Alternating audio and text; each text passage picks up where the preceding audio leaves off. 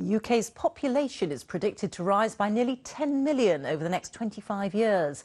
In a report out this morning, the Office for National Statistics said it believes the growth will be driven primarily by migration. And it also says the average age of people in Britain will rise. Well, our correspondent Sarah Campbell is here to explain more. Sarah. Thanks, Rita. Well, the ONS produces these statistical bulletins once every 2 years, and they predict what the UK's population might look like in the decades to come. So the figures take into account births, deaths and migration. So let's take net migration. That's the difference between the number of people leaving the country and the number arriving and staying. Now, if there was no migration, the population growth of the UK over the next 25 years would look like this, from 64.6 million to 67.7 million.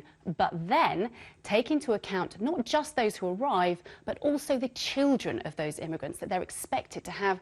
And the graph jumps a further 6.6 million to just under 75 million people. So in total, the population is predicted to grow by 9.7 million, and 2/3 of that growth is attributable to migration. It will have an impact on public services such as health and education, services which are already under pressure because of cuts in government services and cuts which are planned for the next 5 years. So the government should consider whether these cuts are appropriate at such a time. Well, the second key trend is the UK's ageing population. The baby boomers from the post-Second World War period and the early 60s are living longer.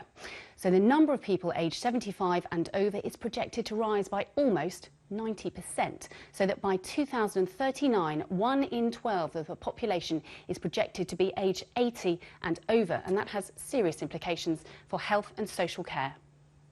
An ageing population is always a challenge for every country.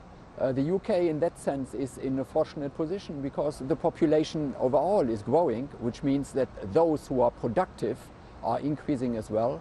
That is very different in many continental countries such as Germany, which face a shrinking population. Well, these are predictions, so they have to come with a health warning in that it's not an exact science, but these figures do give governments an idea what they should be planning for in years to come. Rita. Thank you, Sarah.